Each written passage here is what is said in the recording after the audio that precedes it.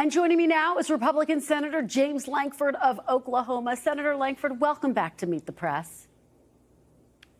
Thank you. Good Sunday morning to you. Well, good Sunday morning to you. It's always great to have you back. Let's start with that decision over tariffs on Friday. The court saying, quote, tariffs are a tax and only Congress has the power to impose taxes. Do you agree with the court's ruling that ultimately the ability to impose tariffs lies with Congress? Well, this is actually going to go to the Supreme Court next, because the way the law is actually written is the law gives the authority to the president to be able to make decisions regulating imports and exports. And what the president is saying is tariffs is a way to be able to regulate imports and exports. To be very clear, what he is trying to do is to try to get more manufacturing into the United States, to get other countries to be able to open up their markets to American products, and to be able to cut our deficit. So those are the three targets he's trying to accomplish, and he is accomplishing all three of those. We have 10 trade deals that have now been done in 7 very short months with major countries like the EU, with the UK, with the Philippines, with Indonesia, South Korea, Japan. These are enormous trade agreements that have happened. And so for the court to step in and say, hey, he doesn't have the ability to be able to regulate trade, that is within the statute, and it's now going to go to the Supreme Court to be able to determine that. Well, Senator, here's what former Vice President Mike Pence had to say about tariffs recently. Take a listen. I saw Secretary Bessent speaking very glowingly about the projection is $300 billion in tariff revenue this year.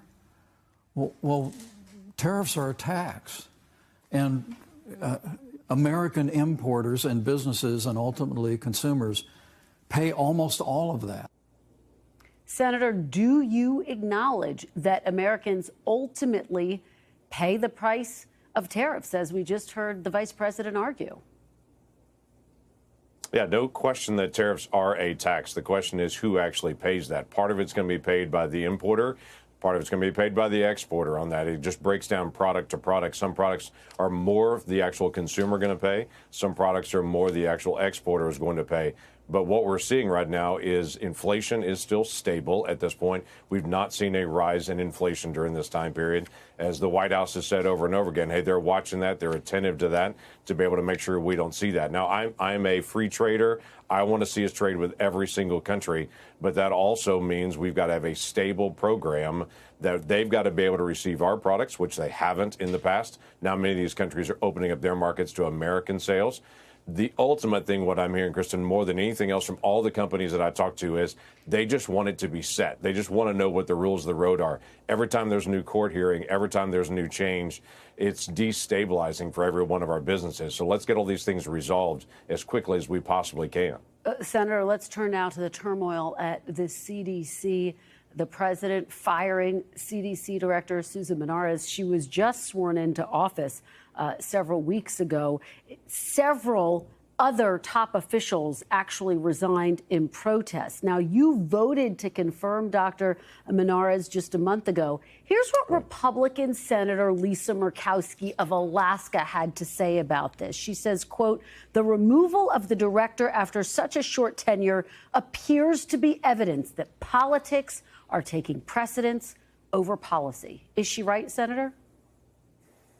No, I don't know that she's right, and I'm not sure anyone really knows all the inside of this at this point. So it's very clear if you don't align with leadership in this administration, as it is in other administrations, you've got to be able to follow the instructions that are there. I think a lot of people are jumping to conclusions to say, hey, she's fighting against on vaccine issues and other things. I would tell you, we don't know all the details of that at this point. As you know, the commissioner of the IRS recently just left. He was just confirmed recently, and he's now going to take a different position within the administration and go through the nomination process in a different way.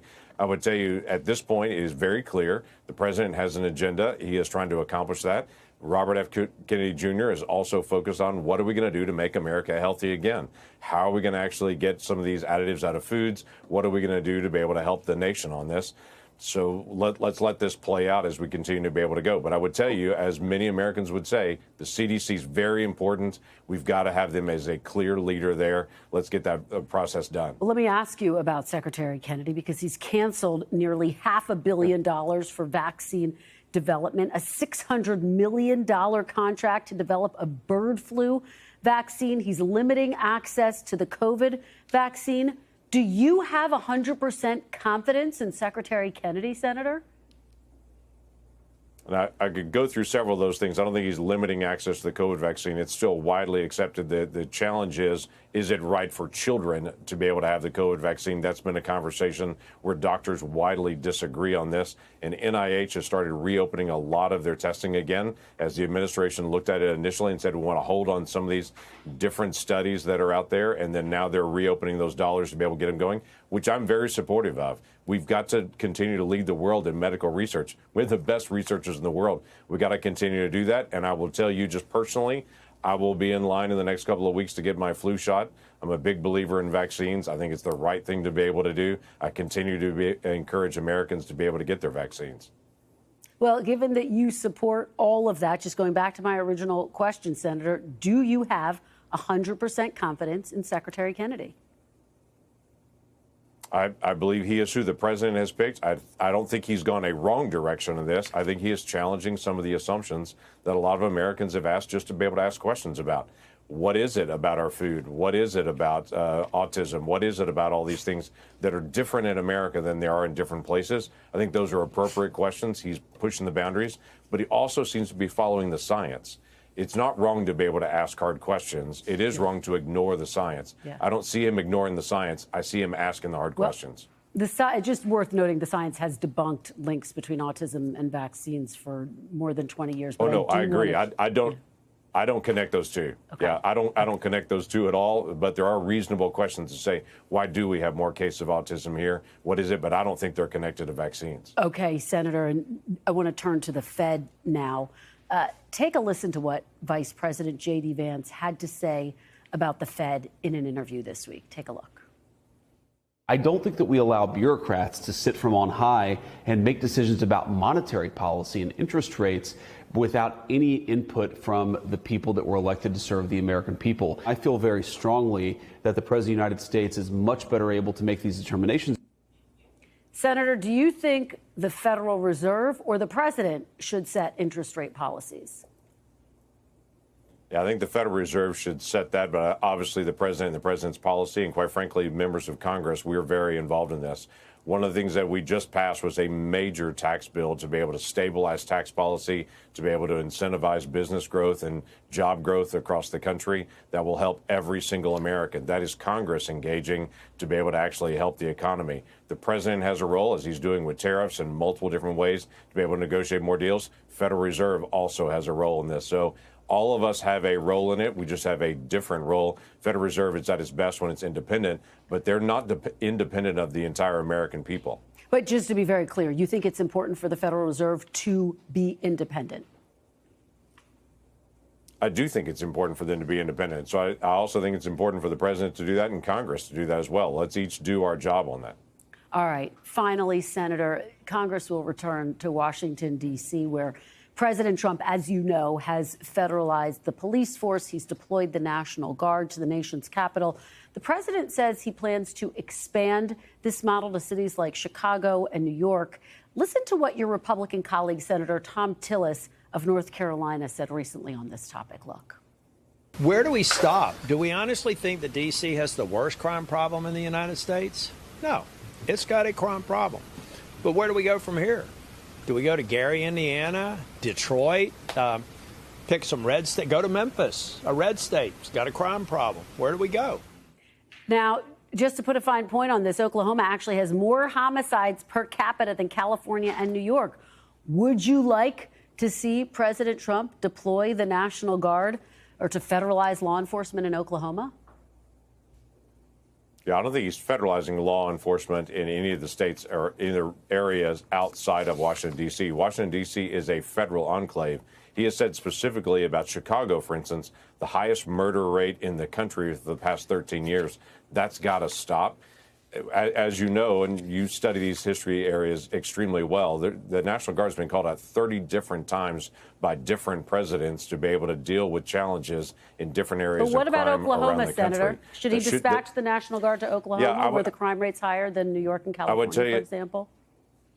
If the governor of Oklahoma or the mayors of these different cities were to invite him in, I would say they would cooperate with the president and say, hey, we could use the help to be able to deal with any kind of crime issues on it. I don't know the exact statistic you're calling out there for Oklahoma on it. I would be very, very surprised on that. I have to get a chance to be able to see where that's coming from. But I would say the people of Oklahoma would welcome any help that we can get to be able to deal with criminal issues. We do have federal authorities that are here because of our tribal issues that are here in the state. After the McGirt ruling, we have more FBI agents than normal because of that particular issue on that. But I would tell you, Chicago is a challenge. As we've got, as I mentioned, 13 years have had the highest murder rate in the country. They should be asking for help rather than pushing help away.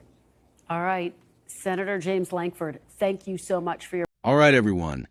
Let's talk about this interview with Senator James Lankford. He's out here saying that the Federal Reserve's independence is important, but at the same time that Trump or any president still has a role in this. Now, that's interesting because it raises a huge question. How independent is the Fed really if politics are always hovering in the background? Here's my take. On one hand, I get where Lankford's coming from. The Fed doesn't exist in a vacuum.